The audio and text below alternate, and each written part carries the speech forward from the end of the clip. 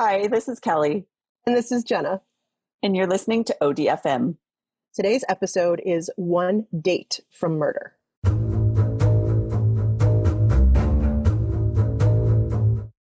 right, I'm ready for the date. Are you ready for the date? So you may know this story because a famous actor testified in the trial. Ooh, I think I know.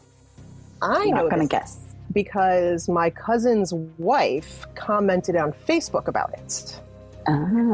So last year, I see my cousin post a comment on one of her friend's Facebook posts about an article called The Boy Next Door Killer, and how now that he'd been convicted and sentenced in California, it was time for him to return to Illinois and be tried there. And I was like, so of course, instantly, what's this? Yeah. You know, and she Give me the case. And she's like, oh yeah, well, she went to high school with the first victim. Oh, Was friends with him. whoa. Yeah. Mm-hmm. Okay. Yeah. Okay. So very interesting. I decided to do some digging and actually tell this story. Wait. So this is the story of Michael Gargiulo, which I believe is how it's pronounced because I listened to it from 48 Hours because I wasn't sure, who has been known as the Hollywood Ripper. Ooh. And the Boy Next Door Killer, and also the Chiller Ripper. Well, I didn't get that one. Chiller Ripper. I thought that was odd. Okay. Chiller Killer would have been better. But I wouldn't have been able to say that a bunch of times during this story. August 14th, 1993. 18-year-old Trisha Pacaccio, My also gosh. listed to say her name, Pacaccio, was walking up to the side door of her house in Glenview, Illinois, which is a suburb just north of Chicago. Like us, she had just graduated from high school a few months earlier. Mm-hmm. Mm-hmm. And was preparing to leave for her freshman year. She was going to Purdue. Oh, man. Okay. It was about 1 a.m. and she had been out with a big group of friends from her senior class because they were doing one big hurrah thing before everyone started leaving for school, because this was mid-August. Everyone was going to start leaving soon, right? Yeah. Before she made it inside, someone grabbed her left arm, twisted it so hard that it broke. Jesus. Stabbed her. Oh, you cut off. Where'd you go? You froze. And left her on. You're back. Wait, no, you're not. You're totally frozen. You're frozen. I can't see you. I'm not frozen. You're frozen. Your eyes are still closed. Oh no. You look like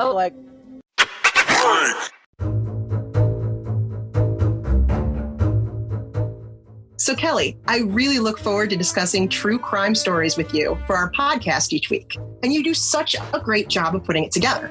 Thanks. Well, I use Anchor, so it makes it so easy.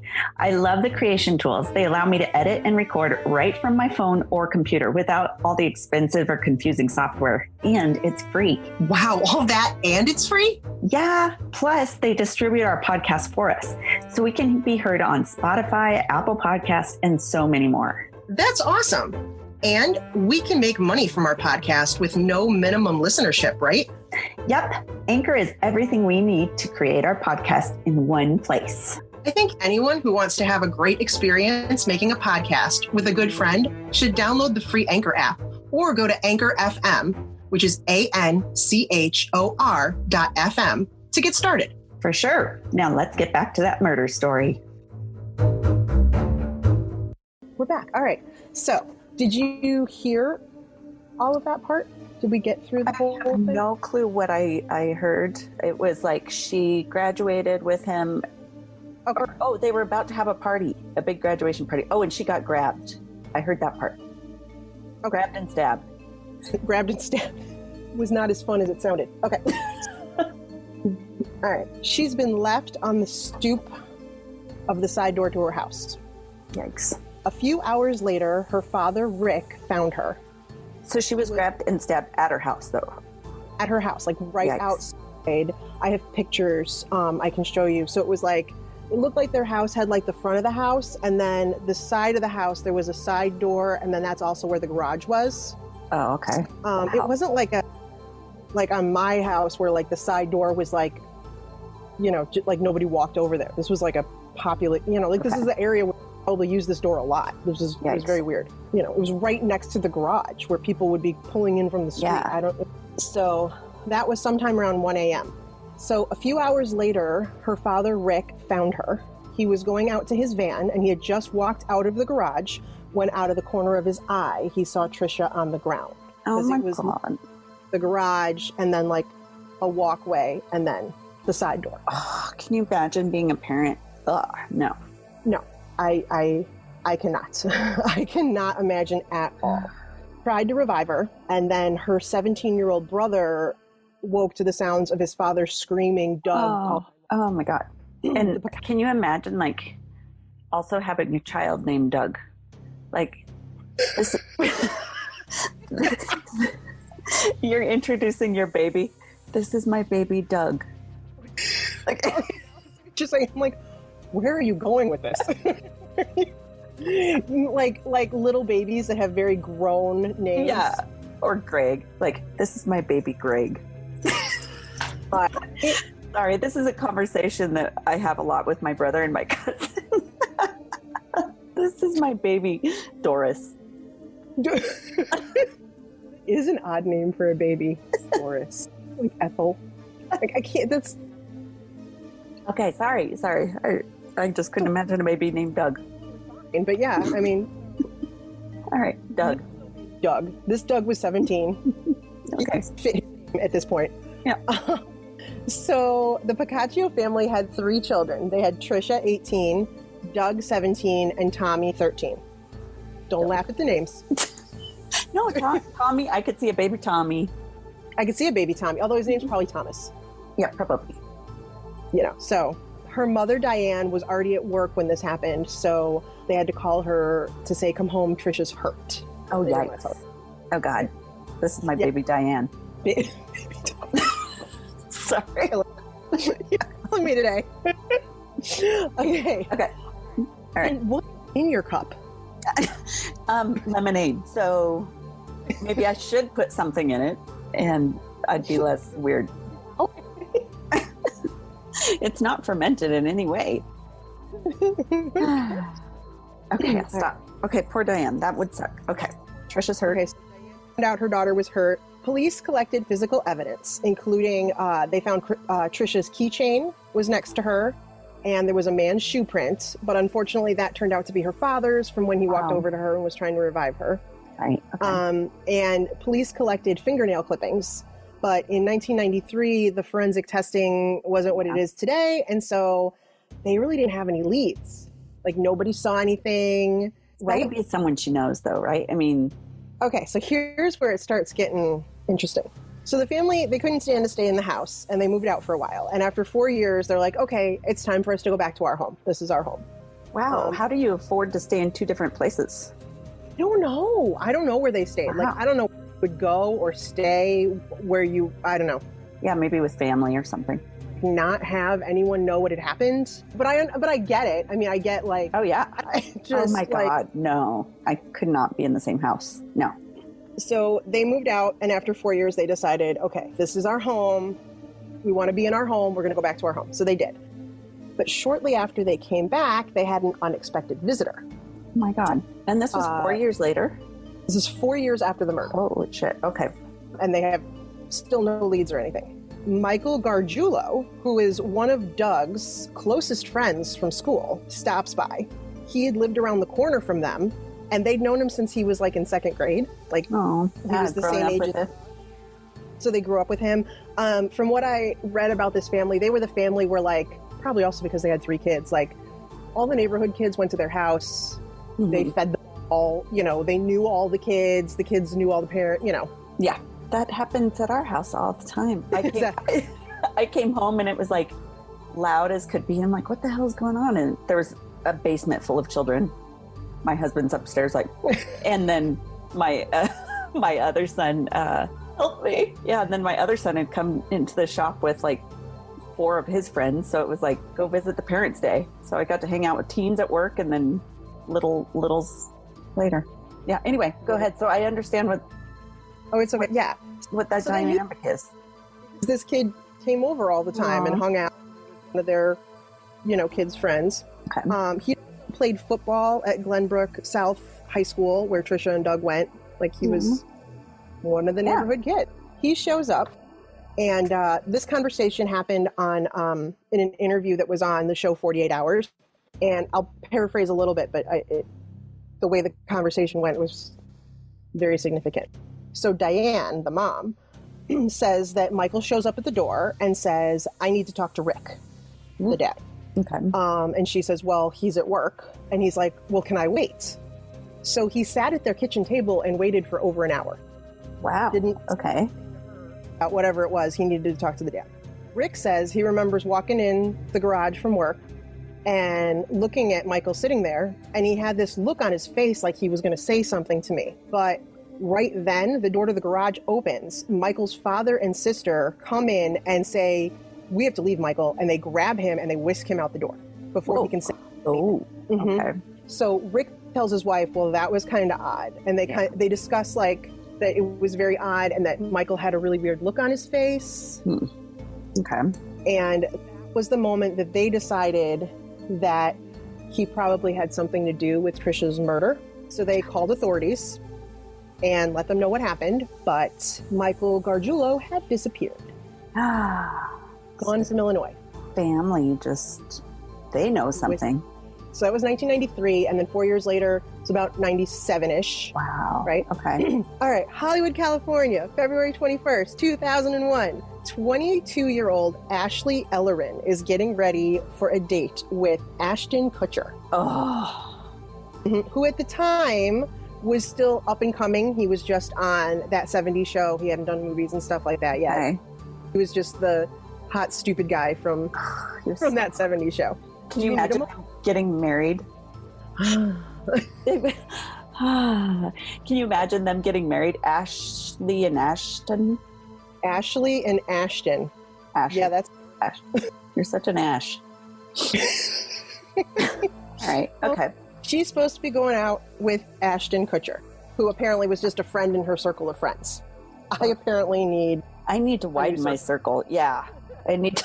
So around 8:30, they talked on the phone and confirmed their plans for the night. Ashton was running late, so he called Ashley again around 10:15, which I was like, how late is this date, man? Yeah, no doubt. When do they start?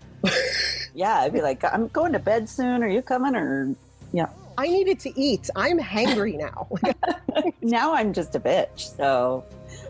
You don't want to go out. So he called at 10:15 to let her know he was on the way, but she didn't pick up. He arrived at her house at 10:45. He knocked on the door, but got no answer. And he looked through the window in the door and saw what looked like wine spilled on the floor. And so after a few minutes, he left. Yikes. Maybe, that'd be me. I'd be like, well, I was drinking my wine. I tripped. Like usual. I sat for you and I drank and I drank. Yeah. And I went to bed because your ass wasn't there. And now I'm not answering the phone because I'm drunk and passed out. Yeah. That's not exactly what happened. So early next morning, Jennifer DeSisto came home to find her roommate Ashley in their home, laying across the stairs covered in blood. Oh, no. She had been attacked from behind just after taking a shower, and her body was laying just outside the bathroom. Okay. There was blood all over the place, including the doors, the walls, the floors, and it had saturated the carpet. She was stabbed in her torso, front and back, her neck, and the back of her head. She had defensive wounds on her hands and arms. She was stabbed over 47 times. Whoa, someone's pissed. Right? Holy cow. And her throat was cut. She was practically decapitated. And then her body appeared to have been posed by the killer afterwards. In what way? Yeah, it didn't say. But I guess whatever position she was in did not look like, I don't know, right? Weird. That was kind of strange. Ashton Kutcher and another man that she had been dating, because when you're that pretty and popular in 22, you can date a TV star and another guy at the same time. Why not? Can't relate to that. So, but both of them were fully corroborated with the investigators, and they were both ruled out as suspects. She had a large social circle, and it took them a while to interview everybody, but there was a, quote, creepy AC repair guy that seemed to have a crush on Ashley named Mike. Okay. That was added to the list of we should look into this guy. Interesting. Mike, the creepy sea guy. Mm-hmm. So that was the beginning of 2001. By 2002, new DNA technology allowed investigators to take a new fresh look at the evidence collected from Trisha's crime scene in Illinois. Hey, okay, I was hoping they would do this. They were able to get a DNA profile of an unknown male from under Trisha's fingernails. Okay, so he hasn't been incarcerated before. Mm-hmm. Police began testing everyone in the Piccaccio family, even the dog. Oh, Specifically stated. And I was like, the DNA science has come far enough that you guys can test for a person and know that it's a male. You don't know if it's canine or not. Like, it's like, that's really the dog. Now I see a murdering dog. right. It's like, so now apparently Now I can't trust dogs. right? Yeah, I thought that was really odd that they said. I've never heard that. I think trying to show that they were really thorough, but it just got That just got weird. You got too thorough. At that point, I think you'd just rule that one out. I hope the dog was at least male. Yeah. Detectives wanted to get samples from anyone they had talked to during the initial investigation, including classmates Michael Gargiulo and Scott Olson, who had given Trisha a ride the day before her murder. Okay, that makes sense. Detectives at this point had found out that Gargiulo was now living in Los Angeles, so they called the LAPD. Detective Tom Small was the investigator on Ashley Ellerin's case in Hollywood. He had recently found out that creepy AC guy, his full name was Michael Gargiulo. Marco Gargiulo? Shit. Gargiulo. And so anyways, he had finally put a name to creepy AC guy, and he was looking into him as a possible suspect when he gets a call from Detective Lou Sala from Cook County, Illinois, which Detective Lou could only have come from Illinois. I mean, I don't know where else you'd get a detective. Yeah, no.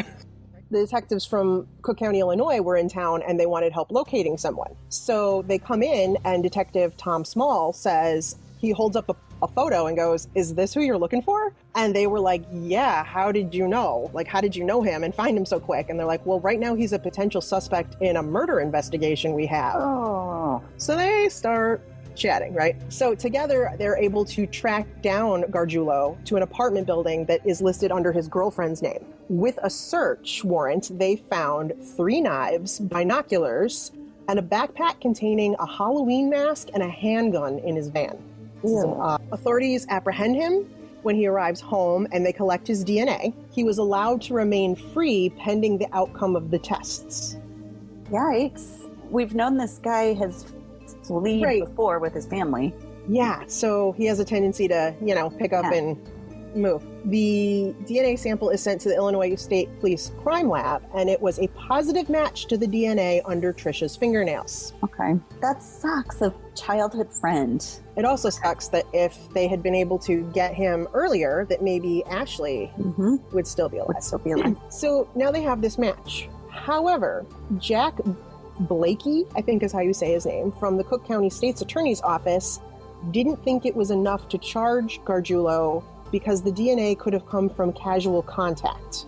From a dog? Like, I pet that dog and then he pet that dog, so... No, they meant... Okay, so... I know. Oh my God, you should not be doing this podcast. You need a little... It's not how it works. I know, I'm teasing. There was an interview with Scott Olson, who was one of the 2 guys that they wanted to talk to about, and he said, "We drove past the Piccaccio's house." This was the day before she was murdered. "We drove past the Piccaccio house, and who do we see rounding the corner, walking away from us? There's Trisha. Mike's driving, and he kind of swerves over, slows down, swerves over, gets right behind her, and we saw she was crying. So she's like, 'Hey, give me a ride.' And we're like, 'Whoa, okay, sure, get in,' because that's how they talk." We're like, whoa, okay. Sure. Like, I'm picturing like Bill and Ted. Yeah.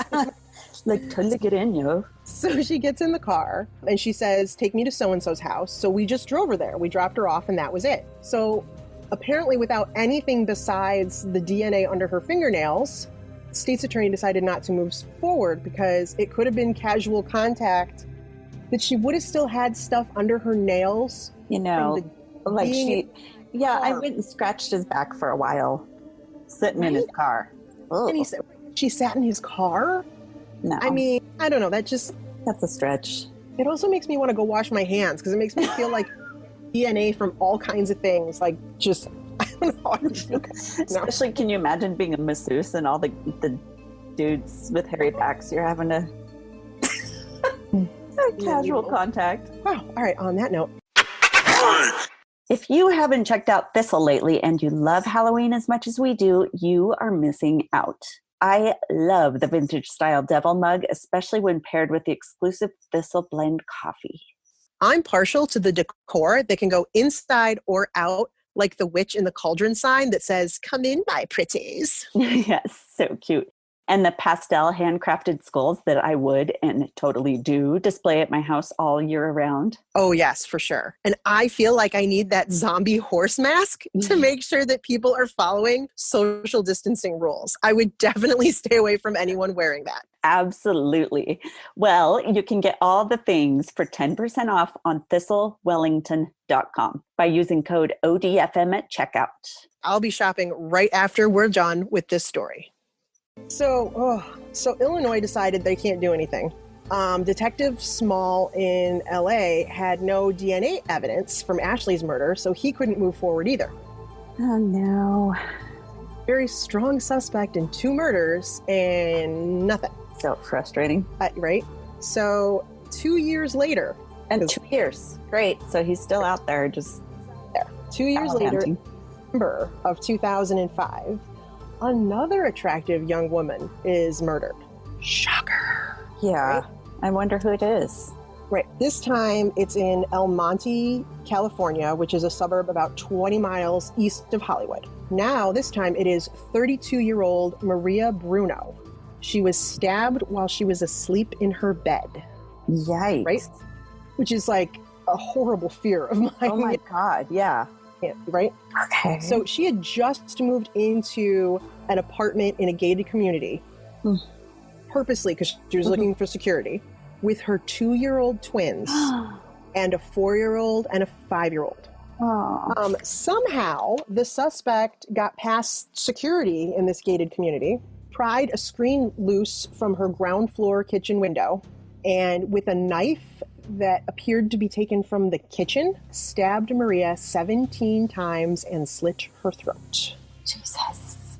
He then body. Didn't say how, but apparently it was similar to however Ashley was posed. She was an aspiring model, and friends told police that she had been kind of creeped out lately because she said she kept running into this strange guy across the way.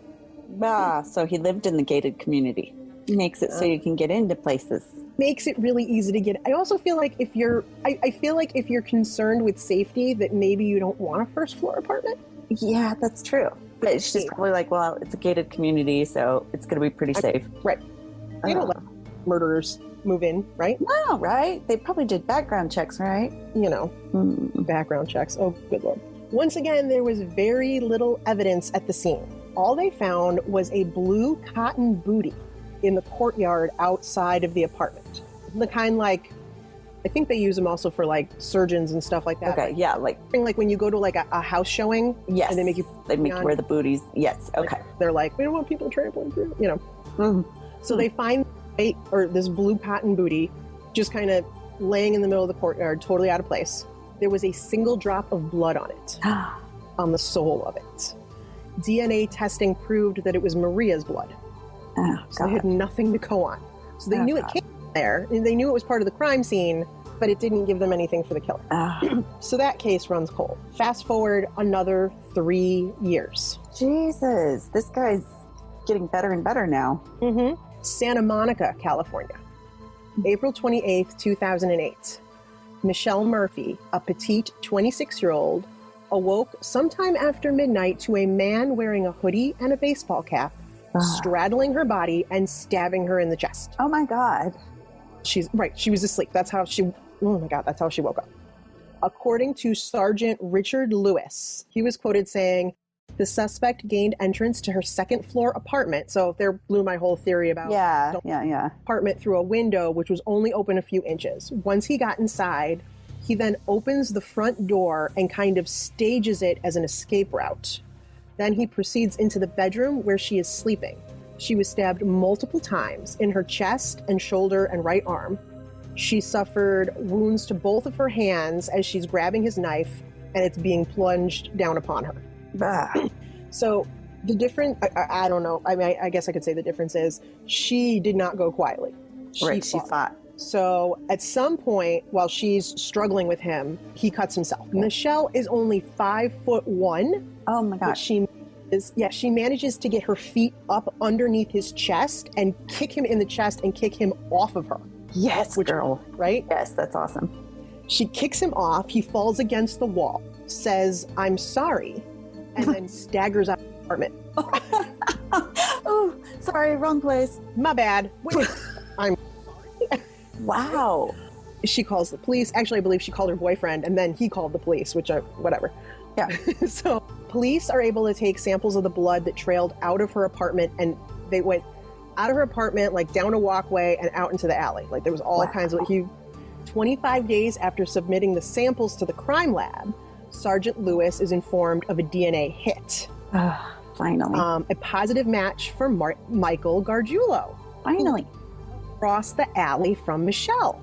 Shocker. His then wife and mother-in-law.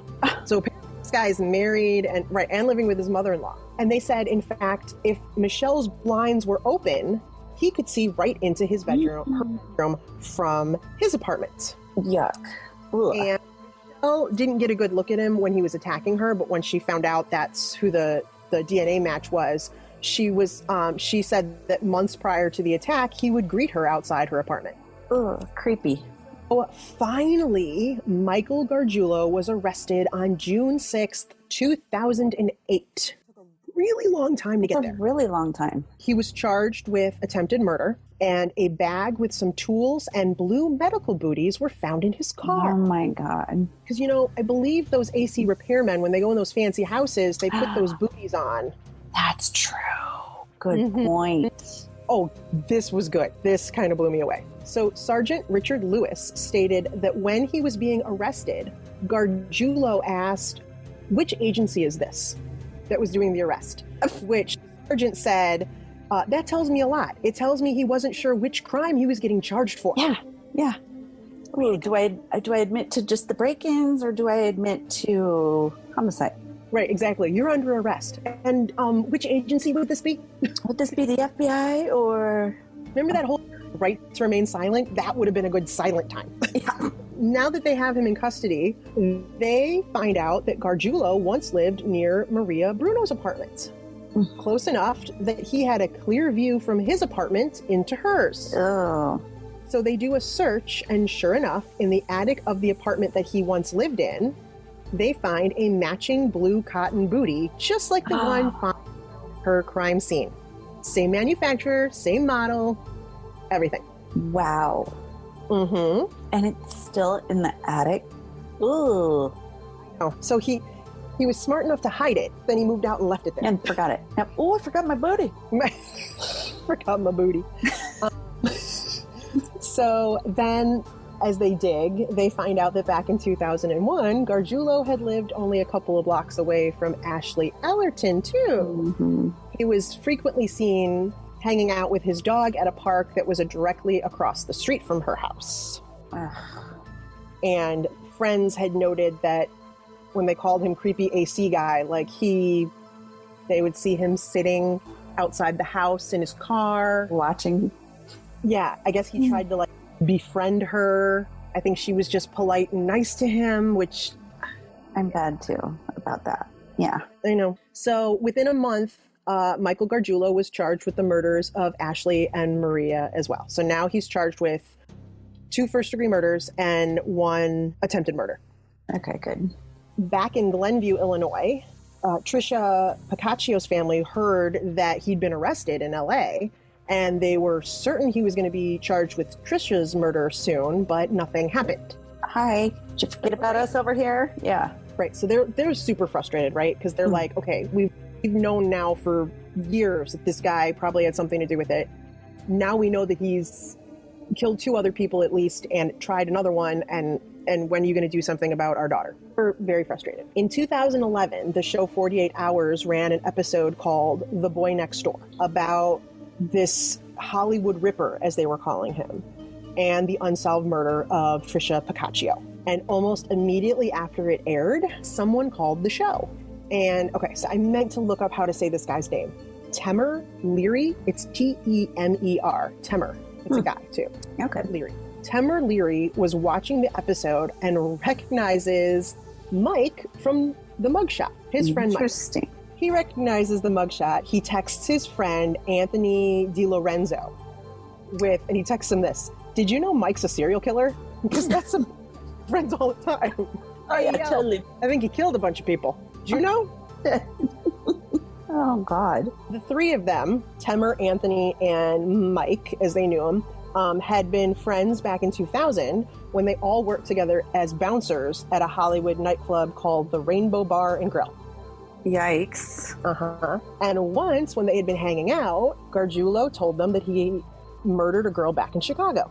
Like, he also was one of those guys who was always telling stories, and you were like, yeah, you're full of shit. According to Anthony DiLorenzo, he's like, "We were cruising down Sunset, and he asked us, 'You guys ever kill anybody?' I have." You know, if someone like presents it like that, you're kind of like, "This guy's full of shit." Okay, whatever, dude. And he said, and we're like, shut the fuck up. Oh, well, they bleeped it out, but You added your own in. I did. I improvised. Good job. Then he says, "Yeah, I buried a bitch. I left that bitch on the steps for dead." What an ass. That's really shitty, dude. At least respect the ones you kill. I think the whole point is that he had zero respect. Yeah, you're right. He has lady issues. I want to know about his growing up background. His lady. So they called 48 Hours. 48 Hours puts them in touch with the police. So on July 7th, 2011, this is a long time, then Cook County State's Attorney Anita Alvarez tells reporters at a press conference that this new evidence that has just come forward after the 48-hour episode, really coupled with the DNA, we feel at this point we have sufficient evidence. And he was indicted for the murder of Trisha 18 years after. It took 18 years. He got all that time to perfect his craft. 18 years. And that was just for him to get charged with it. Like, it wasn't... Let alone the trial. Yeah. I just feel like it took way too long. Oh, keeps going though. It took Gargiulo longer to go to trial than any other inmate in the history of the LA County Jail. Nearly 11 years. What? 11 years. 11 years. 11 years after he was charged. There have been nearly 100 hearings. He's fired attorneys. And then in 2019, that's why I just heard about this story last year. 2019. Trisha happened in 93. This is how long it's taken to get this guy into a trial. So, in 19, he finally goes to trial with a high-powered, court-appointed legal team. Court-appointed and high-powered don't seem... I found that odd, too. Like, usually don't... Yeah, okay, that was weird. And he was like, "We're taking this to trial. Just somebody represent this." Somebody represent him. Right?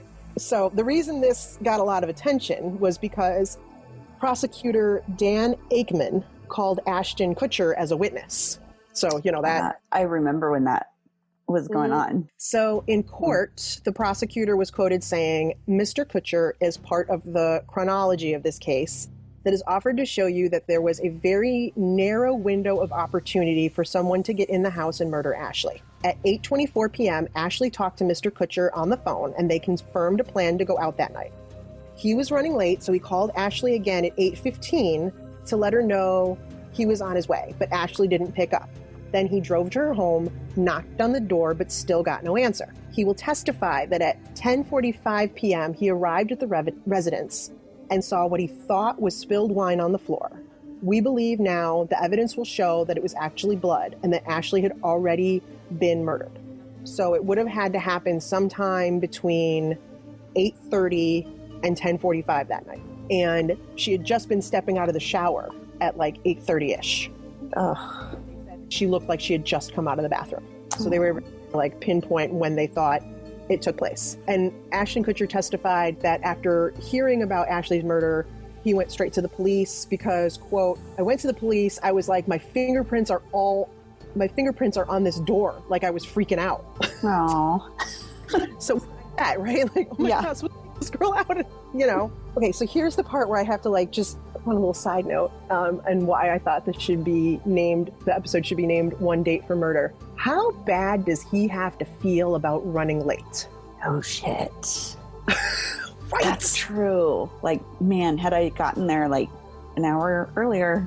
Right? I mean, I don't know. Maybe. Also, like, maybe if I actually planned dates before 10 p.m. Yeah. Oh, she wouldn't have been home. It sounds like he watched people long enough, though, he would have found an opportunity. Man, I would feel really, really, really guilty. Dude, I was late. And I mean, this is coming from somebody, I come from a long line of late people. I consider it kind of it's genetic. Like I'm late all the time. So, but like I said, like it runs on my mom's side of the family, the lateness gene. Except for one of my aunts. And so we suspect that she might have been adopted. Adopted sounds like, probably, that sounds legit.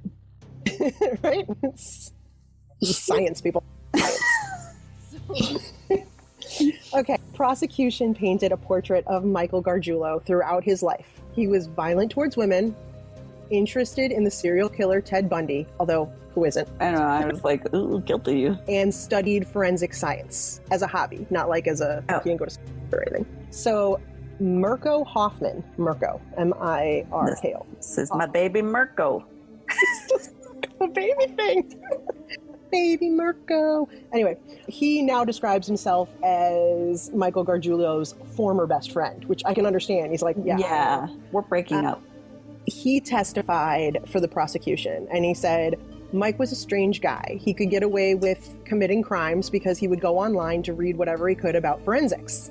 He would learn from people's mistakes, other criminals' mistakes, how to get away with a crime. He told me if he ever got caught committing a crime, he would just lie until he dies. Lie, lie, lie until you die.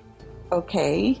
That's a quote for his tombstone. Lie until you die.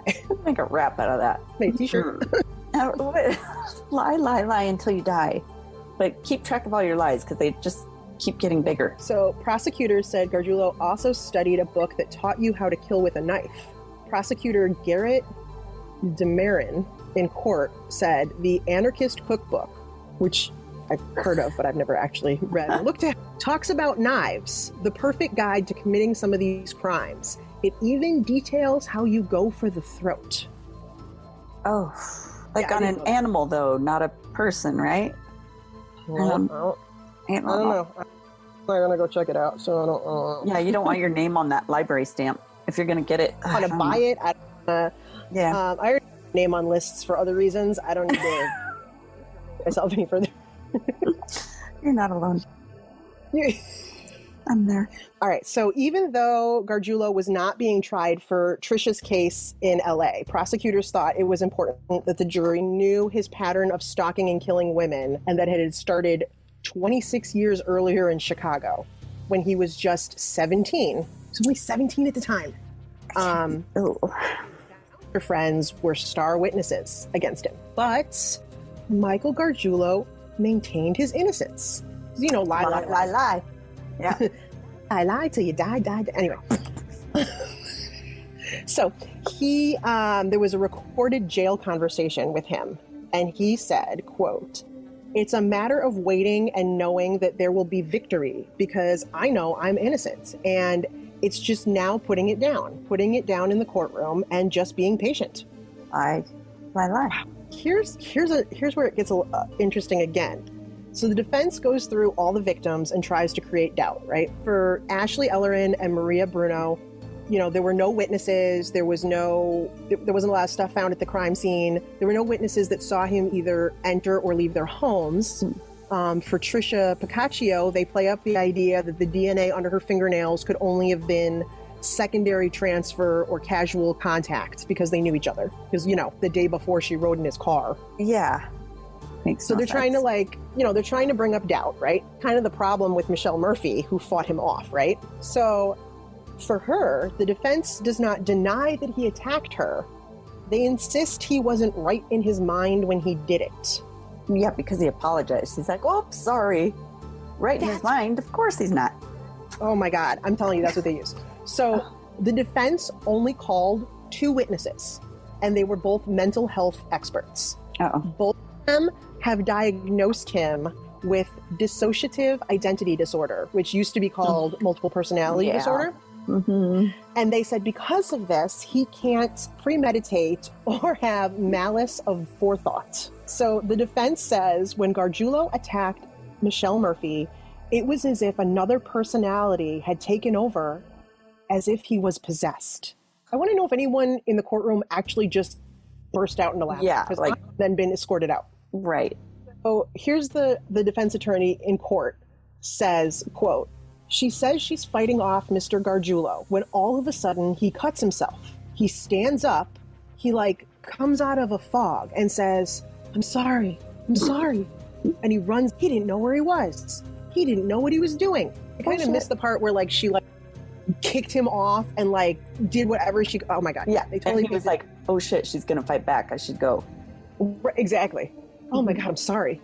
That didn't go as easily as I thought it was going. Well, shit. Can we start this over again? Jeez. The good news is it only took 3.5 days for the jury to deliberate. Oh, good. They found him guilty of Ashley's murder, Maria's murder, and guilty of the attempted murder of Michelle. Bam. Wow, all good. 3. Jurors unanimously recommended Gargiulo be put to death. However, California Governor Gavin Newsom has suspended the death penalty indefinitely. Yeah. So that's kind of a problem. Yeah. So this is pretty recent, right? So a Superior Court judge had set a formal sentencing date of February 28th, 2020, but it's been delayed after a defense motion was filed seeking a new trial. I'm assuming the whole pandemic probably isn't helping either. I'm sure. Things kind of been everything's put on. been brushed on. So, yeah, he hasn't, as far as I could tell, I looked, I don't think he's been sentenced yet. I know they recommended the death penalty and they don't have it there anymore. His extradition to Illinois to go on trial for Trisha's murder has yet to be scheduled. She's getting the boot on all of this. I get that, the whole pandemic thing and... But yeah, this guy just keeps getting breaks where he just keeps to ride it out longer and longer. Gross. There was one other thing I wanted to mention because it was at the very end of the 48-hour episode, and I was like, oh, they're talking about Trisha, and guess who signed the remembrance book at her funeral? Oh, Ashton Kutcher. Oh, no, Michael. That was Ashley Ellery. Oh yeah. I was just thinking, hey, maybe he goes to all these. He's like, hey. No, Michael Gargiulo. Shit. Oh, and signed. Oh, no, that's disgusting. Yeah, it is. Oh, he was all proud of himself. You're right. Ashton Kutcher would have been much better. I was all like, yeah. Oh, happy ending. Nope. Sorry. Oh, no happy ending here. That sucks. I know, right? Gross. So it makes you wonder about his growing up life. I know. So I went back and read again through the thread of comments that my cousin's one of her Facebook friends who I looked like she went to school with him had posted this article, and I guess he had been friends with him, and a bunch of people were just commenting, and I don't know, someone said something about did you see what they said about his home life and stuff, and that how he was kind of mentally abused and something about he used to get, I thought I read something about they said his family used to tie him to a tree and then hurt animals in front of him because he was an animal lover, which I'm like, okay, that's all weird, twisted, and sick. But the brilliant comeback was, I'm sorry, I don't care how twisted and sick your upbringing is. We have all had demons in our past, but it doesn't make us go off and kill a bunch of people. That's true. It's not enough to say, oh, well, yeah. And someone else was like, I heard he was abused at home. And the comment that came back was, it was the 80s and 90s. We were all abused by today's standards. That's true. It's kind of true. The 80s were disgusting. So obviously there was something, but I don't know. Like, they say that, but at the same time, it sounds like everybody in the neighborhood knew each other. Yeah. It doesn't sound like he was really concerned with what was going on at his house. I don't know, man. Huh. I still find it hard to picture anything that would be like, yeah, that justifies it. Like, I just... Right. There would... No. I'm going to hear anything that's going to make me be like, oh, at least it makes sense. Yeah. No. Especially to do that for the very first time when you're 17 years old. Yeah. Right? Yeah. Yeah. Well, and obviously the parents knew about it because they swept him away. They knew something. I don't know. That was weird. So anyways, that story. And that's why I wanted to call it One Date for Murder. Because again, Ash, if you could have gotten your ass there on time. A little disappointed in you, Ash. Right? No, I think he would have gotten her anyway. Sounds like he's stalked his victims. Good at thinking of, stalking it and stalking them. And now I'm going to close on my blinds all the time. Not that I'm a young, cute thing that have to worry about it. I don't need to worry about it. Never mind. In your house and stuff. Yeah, creepy stuff, man. So he's sitting out there still in California. Don't know when he's ever going to come here and have to pay for what he did here. But yeah, that'd be interesting. Illinois probably still has the death penalty. No, I think we got rid of that too. Yes. Remember that episode, The Chicago Rippers? Remember the guy is out now and he's... That's right. That's right. He's close to you. He's your neighbor. Hey. Nice. Good story. Thank you. Thank you for listening. Yes, thank you everybody for listening. We should mention that we have a Patreon site now. Right? It's patreon.com/ODFM podcast.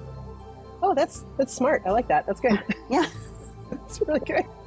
Makes sense. If you like our podcast, please like us and follow us and subscribe. Leave us a review on Apple Podcasts. If you found this inappropriate and offensive, sorry. Please don't leave us a review. Just scroll. Keep scrolling. Keep scrolling. Right, just scroll. Sources for this episode include CBS News Chicago and 48 Hours, People.com, Oxygen.com, and Reader's Digest Online. Side note, didn't know Reader's Digest was still around. That was new information right there. Soon we'll be on AARP's mailing list and they'll be like, oh yeah, here's Reader's Digest. No. Thanks for listening to another episode of ODFM, hosted by Kelly DeVries and Jenna Swanson. Production and editing by Kelly DeVries. Theme music by Eric Swanson. ODFM is a satirical true crime podcast for entertainment purposes only. The stories you hear are serious and true. The comments and opinions are not. We apologize if any of our content is harmful or disrespectful. If you have a story you'd like to submit for a future episode, please email it to odfmpodcast@gmail.com. Visit us on Facebook and Instagram at ODFM Podcast. And check out our website, odfmpodcast.com, for more information on our episodes, your hosts, or general shenanigans.